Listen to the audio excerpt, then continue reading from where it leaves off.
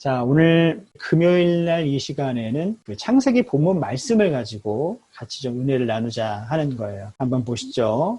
그 시편 119편 130절 말씀을 다 같이 한번 우리 화면을 보고 읽어보실까요? 시작. 주의 말씀을 열면 빛이 빛이여 우둔한 사람들을 깨닫게 하나이다 라고 하는 말씀입니다. 주의 말씀을 열면 빛이 비친대요. 생명이 비치고 구원이 비치고 지혜에 비치고 우리를 깨닫게 해주는 깨달음의 빛이겠죠. 그 빛이 성령을 통해 제 안에 이렇게 말씀을 통해서 들어오는 거예요. 여러분도 말씀을 펴서 말씀을 가까이 하시고 말씀을 읽으실 때 여러분 안에 놀라운 변화가 있었으면 좋겠어요.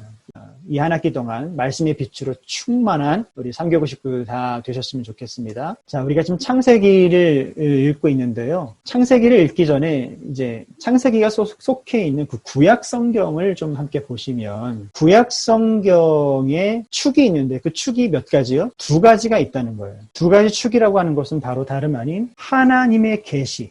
하나님의 계시라고 하는 부분과 그 하나님의 계시에 대한 인간의 응답이라고 할 수가 있습니다. 하나님의 계시라고 하는 이 부분은요, 하나님의 행동, 하나님의 직접적인 행동과 하나님의 말씀으로 나눌 수가 있습니다. 다시 말해서 하나님의 행동에 해당되는 것이 이런 모세 오경과 같은 또는 역사서와 같은 그 열왕들의 이야기들을 보면 하나님이 막 그들 가운데 역동하시는 게 느껴지잖아요. 이걸 하나님의 행동이라고 본다면 하나님의 말씀에 해당되는 건 뭐가 있을까요? 그 북이스라엘 사람들과 남유다 사람들에게 계속 끊임없이 말씀하시잖아요. 무엇을 통해서? 예언서를 통해서 계속해서 말씀하시죠.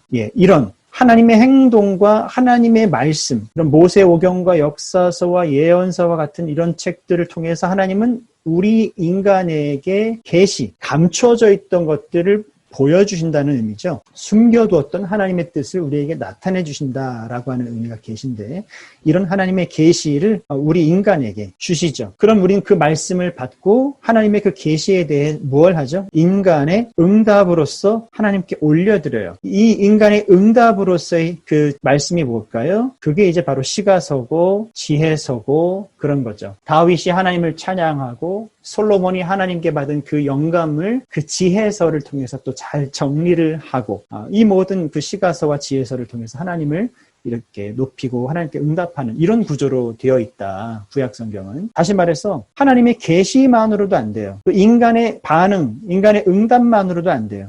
이 둘은 관계적이다.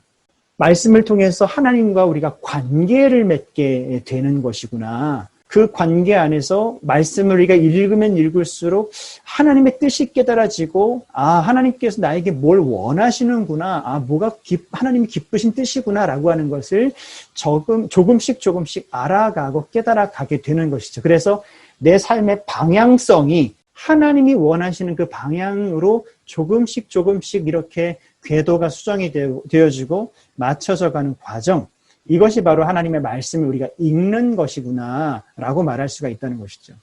그러니까 우리가 지금 모세오경을 통독을 하고 있는데 이 안에 담겨있는 하나님의 그 계시가 뭘까? 나를 향한 하나님의 그 행동, 나를 향한 하나님의 그 말씀하심이 뭘까라고 하는 것을 잘 귀를 기울여서 들으실 필요가 있고 들으셨다면 그것에 대한 아멘 반응으로 하나님 그렇습니다. 하나님 또는 잘못했습니다. 라고 회개하든지 감사하든지 응답하든지 이런 우리의 반응이 함께 있어야 이런 유기적인 관계 안에서 통독이 진행이 되어져야 정말 옳은 통독이다, 옳은 성경 읽기다 라고 말을 할 수가 있을 거다라고 하는 말씀을 드리는 겁니다.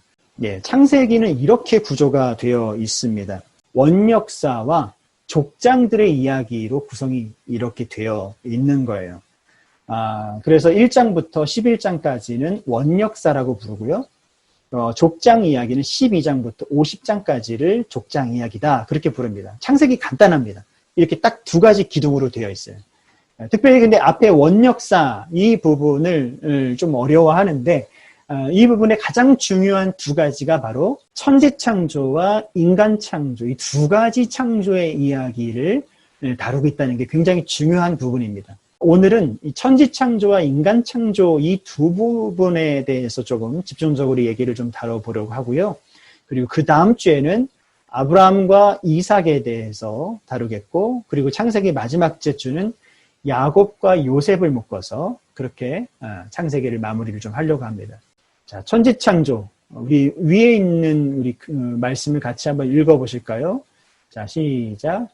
이것이 천지가 창조될 때에 하늘과 땅의 내력이니 라고 되어 있습니다. 또 아래 말씀을 같이 읽어보겠습니다. 여호와 하나님이 땅과 하늘을 만드시던 날에 라고 되어 있죠. 사실은 이게 창세기 2장 4절, 한 절의 말씀이에요. 한 절의 말씀입니다.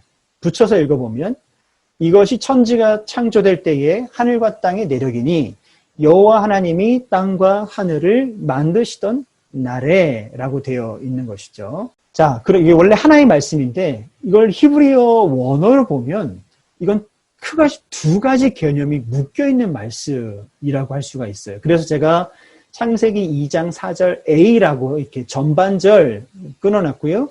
뒤에 부분을 창세기 2장 4절 B, 그래서 후반절 이렇게 나누어 놓은 것입니다. 그런 이유가 있습니다.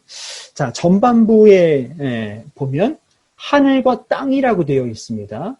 그리고 후반부에 보면 땅과 하늘이라고 되어 있어요. 순서가 좀 바뀌어 있는 걸 좀 보실 수가 있죠. 여러분 히브리어에는 그 우주, 코스모스라고 하는 그 의미의 말이 있을까요, 없을까요? 그 코스모스라고 하는 그 우주라고 하는 그런 의미를 담는 단어가 없습니다. 자, 창세기 1장 1절에 보시면 태초에 하나님이 천지를 창조하시니라 라고 되어 있죠. 거기도 천지를 이야기하고 있어요. 다시 말해서 태초에 하나님이 땅과 하늘을 만드셨다, 그런 개념이라기보다는 태초에 하나님이 온 우주를 창조하셨습니다 라고 하는 의미로 우리는 해석을 해야 한다라고 하는 것이죠. 우리 창조주 하나님께서 땅과 하늘만 만드신 것이 아니라 온 우주를 창조하셨습니다 라고 이야기를 해야 된다는 거예요. 자, 다시 말해서 창세기 2장 4절 A 부분은 우주적인 이야기를 지금 이야기하고 있는 거예요. 하늘과 땅. 여러분 성경책에 여기 하늘과 땅의 내력이니 하고 이게 볼펜으로 끊어보세요. 펜으로 끊어보세요. 여기는 우주적인 창조의 이야기를 이야기하는 것이고요. 뒷부분 순서가 바뀌어 있죠. 땅과 하늘이라고 되어 있습니다. 자, 이제는 땅의 이야기를 하기 시작하는 거예요. 그래서 이 2장 4절 이후에 바로 이어지는 2장 5절부터 어떻게 시작됩니까? 여호와 하나님이 땅에 비를 내리지 아니하셨고 하면서 땅의 이야기를 쭉 가시면서 이제 사람을 만드신 이야기로 이야기가 이렇게 진행이 되는 것을 볼 수가 있습니다. 이게 굉장히 중요합니다. 창세기 2장 4절이 굉장히 중요한 절이에요. 자, 하늘과 땅, 우주적인 그 하나님의 창조 이야기가 땅과 하늘, 이제 갑자기 이 땅의 이야기로 그 장면이 바뀐 거예요. 장면이 전환이 된 거예요. 우주적인 배경에서 이 지구, 특별히 우리 사람, 우리에게 집중이 되기 시작하는 거예요. 거시적인 이야기가 미시적인 이야기로 지금 전환이 된 거고요. 우주적인 이야기가 그 인간론적인 이야기로 막 전환이 된 거예요. 요 개념이 창세기 2장 4절 이 짧은 한 절 안에 들어있다라고 하는 것을 여러분 꼭 기억하셨으면 좋겠습니다. 그래서 우리가 큰 것도 봐야 하지만 우리가 또 뭐도 봐야 되는 거예요. 작은 것도 우리는 놓치면 안 되는 거예요. 저희가 지금 통독을 하고 있습니다만 통독은 뭐예요? 숲을 보는 거거든요. 크게 보는 것이라면 크게 보는 것도 중요하지만 그렇게 크게 보다가도 우리가 조금 더 들어와서 그 안에 있는 나무들 하나하나를 구체적으로 좀 살펴볼 필요도 있다라고 하는 것을 또 우리가 배울 수가 있는 것입니다. 자, 그러면 이제 천지창조의 이야기라면 이제 인간 창조의 이야기로 넘어온 거예요. 오늘 크게 세 가지를 볼 거예요. 하나님의 형상에 대해서, 그리고 흙으로 하나님이 우리를 창조하셨다고 하는데 이것의 의미가 뭘까라고 하는 것을 좀 우리가 살펴볼 거고요. 그리고 마지막으로 돕는 배필을 우리에게 허락하셨다고 했는데 이 돕는 배필의 의미가 뭘까라고 하는 것을 살펴보게 될 겁니다. 인간 창조, 그 첫 번째입니다. 하나님의 형상대로라고 되어 있고 괄호 안에 이렇게 되어 있습니다. 이마고 데이, 그리고 영어로 image of God이라고 되어 있죠. 하나님의 형상대로, 하나님의 이미지대로 야, 이게 무슨 말일까요? 하나님의 이미지대로 창조되었다라고 하는 말의 의미가 무엇일까요? 여러분, 이스라엘 고대 근동에서는 이게 하나님의 형상이라고 하는 말의 그 본래 근본적인 의미가 무엇이냐 하면은 왕 같은 존재라고 하는 의미를 갖고 있어요. 왕 같은 존재, 하나님의 형상대로. 다시 말해서 사람을 하나님께서 창조하셨을 때 어떻게 창조하셨다고요? 하나님의 형상대로 사람을 창조하셨습니다. 이 이야기는 무슨 말인가 하면 하나님께서 우리를 어떤 존재로요? 그렇죠. 왕 같은 존재로 창조하셨다라고 하는 것을 의미하고 있다라고 하는 거예요. 자, 기억하세요. 하나님의 형상대로 우리를 창조하셨다. 이 말씀의 뜻은 하나님이 우리를 당신과 같은 왕과 같은 존재로 우리를 창조하셨구나라고 하는 그런 의미가 되겠습니다. 자, 모든 피조물 가운데 전제가 있어요. 전제가 모든 피조물이에요. 모든 이 세상의 피조물 가운데 으뜸으로 가장 존귀한 존재로 누구를요? 우리 인간을 하나님이 만드셨다라고 하는 의미이다라고 하는 것입니다. 우리 옆에 누가 계셨으면 옆에 있는 분을 향해서 당신은 참 존귀한 사람입니다 라고 우리가 인사하고 축복했으면 좋겠는데, 여러분 우리 이 시간 마음으로 좀 전했으면 좋겠습니다. 여러분 한 분 한 분은 정말 존귀한 분들이세요. 누가 주변 사람들이 뭐라 하든 상관없이 하나님과 나와의 관계에서 나는 참 존귀한 사람이다 라고 하는 것을 여러분 꼭 기억하시길 바랍니다. 자, 우리를 하나님의 형상으로 만드셨다라고 하는 의미, 두 번째 의미는 무엇인가 하면 우리를 동등한 존재로 창조하셨다라고 하는 의미입니다. 동등한 존재로, 똑같은 존재로. 자, 우리 창세기 1장 26절, 27절 말씀에 보시면 이 말씀이 나오잖아요. 하나님이 자기 형상대로 우리를 창조하시되 무엇과 무엇으로 창조하셨다고요? 남자와 여자로 창조하시고 라고 되어 있습니다. 하나님이 자기 형상대로, 다시 말해서 왕 같은 존재로, 다시 말해서 우리를 존귀한 존재로, 우리를 동등한 존재로 만드셨는데 어떻게 해요? 남성과 여성으로 만드셨다. 다시 말해서 남성과 여성으로 만들었는데 이 둘은 어떤 존재? 동등한 존재다. 동등한 존재다.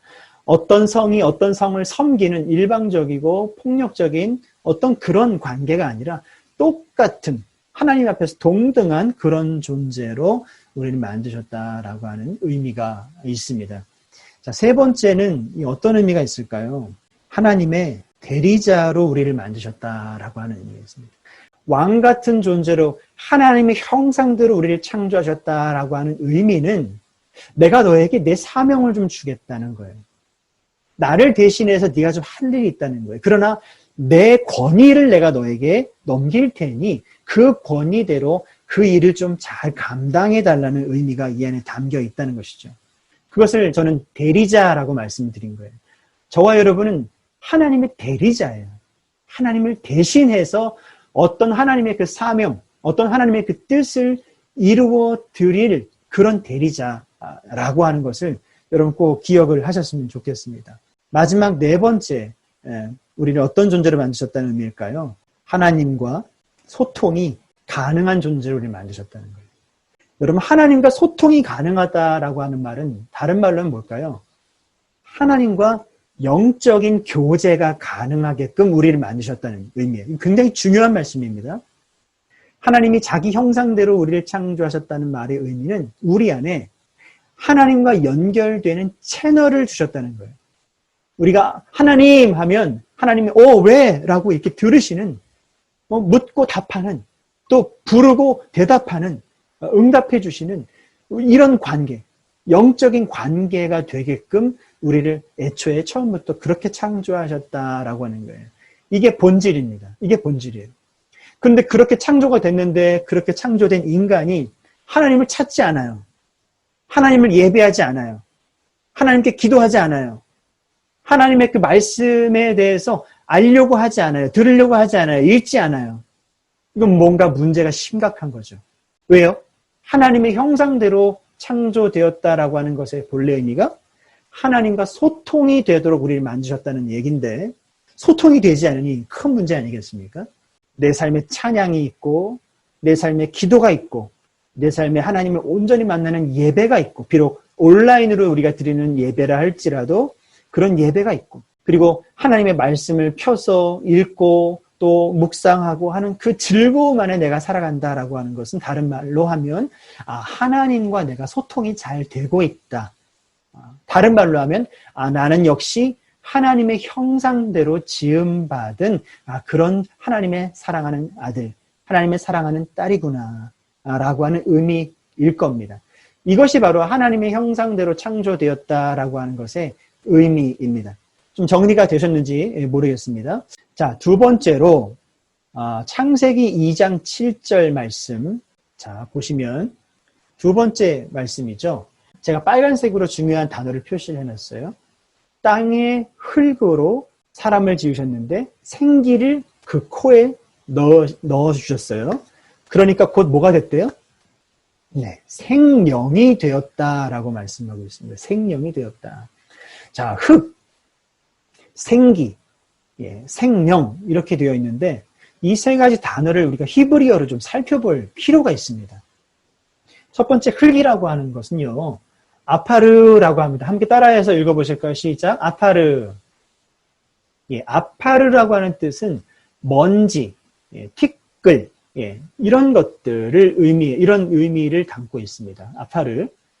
그리고 생기라고 하는 것은 어떤 의미를 가지고 있는가 하면 니시마라고 합니다. 따라하겠습니다. 니시마. 니시마. 이것은 숨, 호흡, 이런 의미를 가지고 있어요. 근데 이 아파르와 니시마, 흙으로 또 지었고 거기에 생기를 집어넣어 주셨고, 다시 말해서 아파르와 니시마가 서로 결합이 되어졌어요. 아파르 니시마 상태가 되었습니다. 먼지와 티끌이었던 우리가, 아파르였던 우리가 하나님의 생기가 들어오게 되면서 살아있는 것이 이제 되어졌다라고 하는 것을 지금 말씀을 하고 있어요. 그래서 뭐가 되었다는 거예요? 그게 인간이다. 그게 사람이다. 라고 성경은 이야기를 하고 있습니다. 그것을 이제 오늘 말씀에서는 생명, 살아있는 영, 생영이라고 이야기를 하죠. 이 생명은 히브리어로 네페시 하야라고 합니다. 이것은 being의 의미예요. being, 어떤 존재. 하야 그러면 living의 의미가 있습니다. living, 살아있는 이런 뜻이에요. 그래서 네페시 하야 그러면 존재, 살아있는, 다시 말해서 살아있는 존재라고 하는 것이 되는 겁니다. 다시 정리를 해보면 먼지와 티끌이었던 아파르, 아무 쓸모 없었던 아파르가 거기에 하나님의 생기, 니시마가 후 하고 지니까 아파르 니시마가 무엇이 됐다고요? 네페시 하야, 살아있는 존재가 되었다라고 오늘 말씀은 우리에게 가르쳐주고 있습니다. 이게 왜 중요한가 하면 이게 우리 삶에 이렇게 적용이 되기 때문에 그래요. 여러분, 저와 여러분이 무엇으로 구성이 되어 있다고요? 흙과 하나님의 생기로 구성이 되어 있다는 거예요. 아파르와 니시마밖에 없다는 거예요. 그렇다면 함께 보시면 우리는 어떤 존재이기도 하면서 또 어떤 존재인 거예요? 우리는 먼지, 흙, 티끌 이런 것으로 지어진 물질적인 존재이기도 하면서 동시에 우리는 하나님의 생기가 채워져 있는 영적인 존재이기도 한 거예요. 다시 말해서 나는 물질적인 존재이면서 동시에 영적인 존재구나 라고 하는 것을 여러분 꼭 아실 필요가 있어요.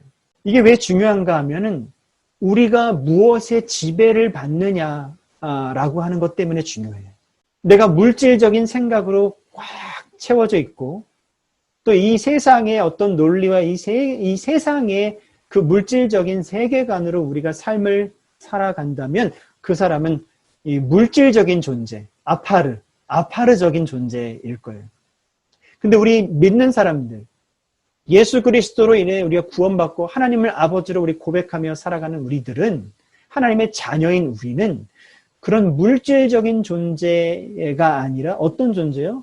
니시마, 하나님의 그 영적인 존재로 우리는 살아가야 하는 당위성이 우리에게 있다라고 하는 것입니다.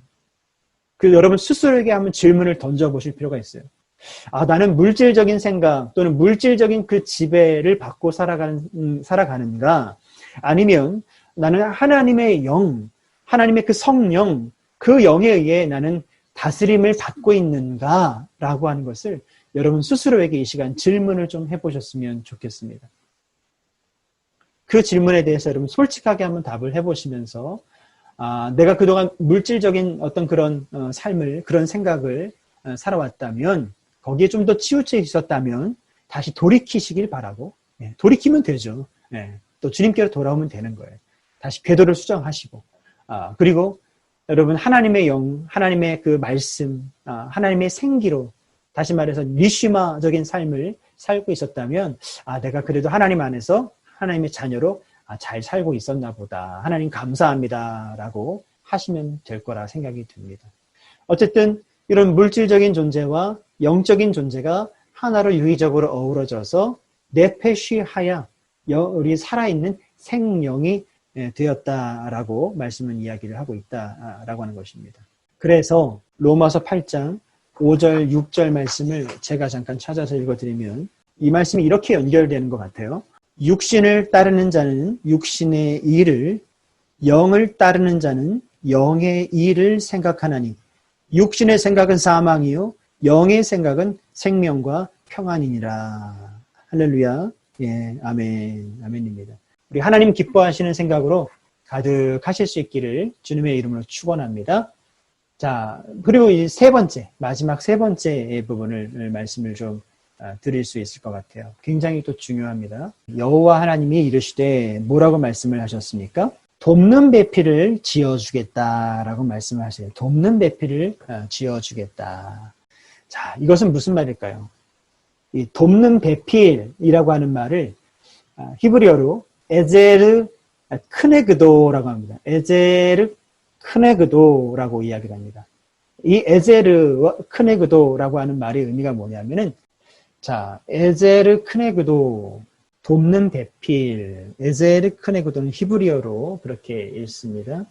이것의 의미가 무엇일까 한번 보면요. 첫 번째, 이 에제르라고 하는 말을 보면, 이 에제르라고 하는 것은 명사예요, 명사. 뜻은 도움 또는 돕는 자라고 하는 의미를 갖는 명사입니다.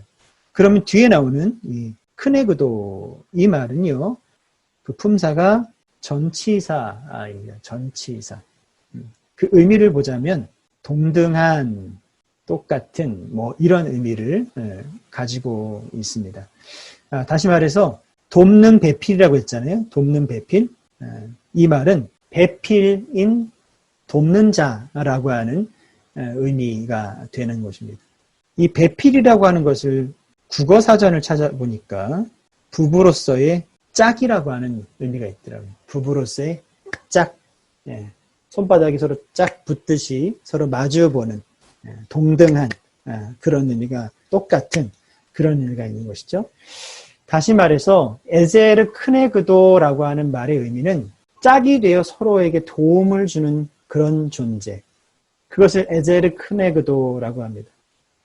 또는 동등하게, 서로 동등하게 서로를 돕는 관계. 이것이 바로 그 의미가 되겠습니다. 자, 이것을 조금 더 다시 한번 살펴보면 여기에는 이런 의미가 있습니다. 첫 번째 의미, 이 크네그도의 그 사전적 의미 중에 반대하는 이라고 하는 의미의 뜻이 있어요. 반대하는. 자, 이것은 무슨 의미인가 하면 부부 사이에 서로 도움을 주는데 반대하는 도움을 줄 수 있는 관계여야 한다라고 하는 의미가 담겨 있는 거예요. 때로는 힘든 얘기이기도 하고 어려운 얘기이기도 하지만 바로 누구기 때문에 에제르 크네그도, 돕는 배필이기 때문에 그 사람만 저에게 해줄 수 있는 말인 거예요. 다른 사람은 못하죠. 에제르 크네그도는 그런 말을 할 수가 있는 거예요. 여러분, 때로는 여러분 가정에서 사랑하는 사람, 꼭 부부 사이뿐만 아니에요.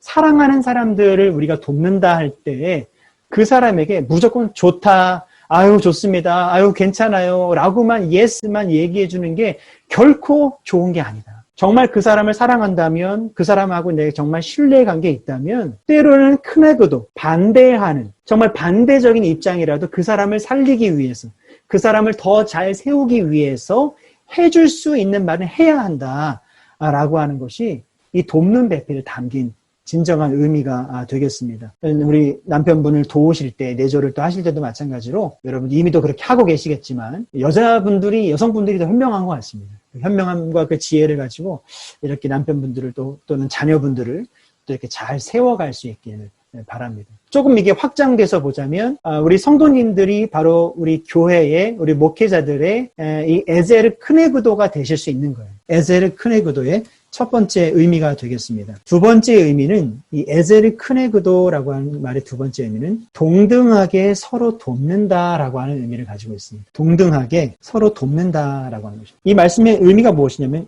일방적이지 않다는 거예요. 나와 너 사이에 어떤 도움이나 헌신이나 이런 것들이 일방적일 수 없다라고 하는 거예요. 반드시 상호적이어야 한다는 것입니다. 상호적인 헌신이 되어야 한다. 그러니까 남편이 아내에게 일방적으로 헌신할 수 없고요. 또는 아내가 남편에게 일방적으로 헌신하고 복종할 수 없습니다. 둘이 똑같이 서로 상호적으로 주고 받는 그런 관계여야 한다라고 하는 것이죠. 이것이 또 굉장히 중요한 부분일 수 있습니다. 이 말을 조금 확대해서 보면 이 말은 보상적일 수 없다는 거예요. 어떤 한 일에 대한 보상으로 뭔가를 해준다? 아니라고 하는 것이죠. 성경적이지 않아요. 그럼 내가 너보다 더 나아? 이것도 아니라고 하는 거예요. 또 내가 너보다 좀 못났어, 열등해? 이것도 아니라고 하는 거예요.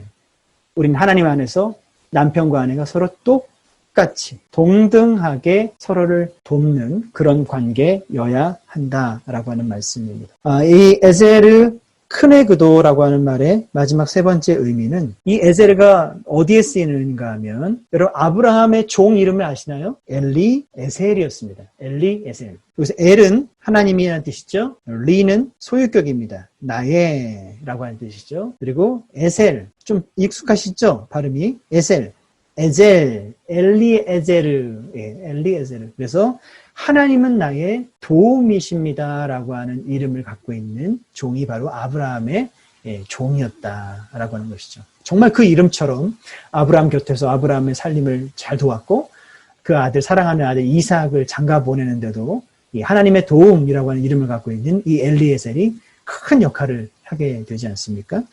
이런 의미가 있고 또 어디에 쓰입니까? 여러분 그 말씀 아시나요? 사무엘이 돌을 취하여 미스바와 센 사이에 세우고 거기를 뭐라고 부르죠? 그렇죠. 에벤 에셀이라고 합니다. 바로 여기서의 에셀, 에제르, 에벤 에제르. 이건 도움의 돌, 하나님이 도우신 것을 상징하는 돌, 기념비라고 하는 뜻을 갖고 있죠.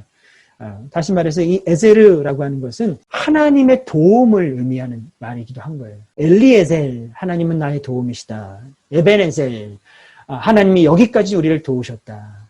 에제르, 이 말은 곧 하나님이 우리를 도우신다. 또는 돕는 배필로 세워주신 제가 당신에게 하나님의 도움이 되겠습니다 라고 하는 의미이기도 해요. 또 다른 말로 하면 제가 당신에게 영적인 도움을 주는 그런 사람이 되겠습니다. 또는 당신이 나에게 영적인 도움을 주는 그런 사람입니다 라고 하는 의미가 되겠습니다. 영적 도움이라고 하는 이 중요한 의미를 갖는 게 바로 돕는 배필이다. 그렇기 때문에 여러분 부부 사이에 또는 가족 간에 서로 이렇게 돕는 배필이 되셔야 되는데 이 말씀을 통해서 적용해 보자면 서로에게 무슨 도움을 줘야 돼요? 영적 도움을 줘야 돼요. 아내가 남편을 위해서 영적인 도움을 줘야 되고 남편이 아내에게 영적인 도움을 줘야 되는 거예요. 또는 어머니가 자녀에게 영적인 도움을 줘야 되는 거예요. 여러분 영적인 도움을 어떻게 우리가 줄까요? 그렇죠. 기도예요. 기도. 사랑하는 가족들에게 내가 줄 수 있는 최고의 영적인 도움은 중보기도다. 사랑하는 자녀를 위해서, 사랑하는 남편을 위해서, 또 남편은 사랑하는 아내를 위해서, 또 사랑하는 자녀를 위해서 서로를 위해서 중보기도해주는 이 아름다운 관계, 그리고 하나님의 말씀으로 서로를 위로해주는 그런 관계, 다시 말해서 본질적인 의미죠. 영적인 그런 도움을 주는 관계, 그런 관계가 우리가 되어야 한다라고 하는 것이 이 말씀, 창세기 2장 18절에 돕는 배필에 담겨있는 의미가 되겠다라고 하는 말씀을 드립니다. 자, 이제 마무리하겠는데요. 이 원역사 부분, 창세기 1장부터 11장이 우리에게 무엇을 가르쳐 주는가 하면 제일 중요한 거예요. 첫 번째, 하나님은 누구신가를 우리에게 가르쳐줘요. 여러분이 한번 대답해 보시죠. 하나님이 누구시죠? 네, 그렇습니다. 하나님은 여러분에게 창조주세요. 이 온 우주 만물을 지으신, 말씀으로 창조하신 창조주 하나님. 그리고 창조하신 그 세계를 지금도 다스리고 계시는 섭리주 하나님이라고 하는 것을 꼭 기억하시길 바랍니다. 그리고 죄와 사망으로부터 우리를 건져내시고 구원해 주신 구속주이시다라고 하는 것. 우리에게 창조주 하나님, 우리를 다스리시는 섭리주 하나님, 그리고 우리에게 구원을 주신 구속주 하나님이시다라고 하는 것을 꼭 기억하실 수 있기를 바라고요. 그리고 인간은 그러면 어떤 존재일까? 하나님의 형상으로 지음받은 존재였죠. 우리가 다루진 않았습니다만 죄를 지었어요. 타락했어요. 심판을 받았어요. 그러나 하나님은 그에게 다시 살 길을 주세요. 소망을 주세요.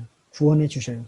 계속 이것이 반복이 됩니다. 가인과 아벨, 가인도 아벨을 죽였어요. 심판받아야 되죠. 죄를 지었으니까. 근데 가인이 하나님께 은혜를 구했더니 하나님이 가인으로 하여금 표를 줘요. 그래서 어디를 가든지 죽음을 면할 수 있도록 표를 줍니다. 노아의 홍수요? 마찬가지죠. 심판하셨어요. 물로. 죄가 너무나 꽉 차 있었기 때문에. 그러나 노아의 가족에게 방주를 주셨어요. 구원해 주셨어요. 그리고 새로운 역사를 쓸 수 있도록 하나님께서 허락해 주셨습니다. 바벨탑이요. 교만하게 탑을 쌓았어요. 하나님이 심판하셨어요. 언어를 흩어버리셨어요. 그거로 끝났나요? 아니죠. 하나님께서 그들에게 새로운 한 사람을 선택해서 세워주세요. 누구죠? 아브라함이에요. 그래서 이제 창세기 1장에서 11장까지 내용이 이제 일단락되고 두 번째 창세기의 중요한 기둥이라고 할 수 있는 족장들의 이야기, 그 첫 시작이 이제 아브라함으로부터 시작이 되는 거예요.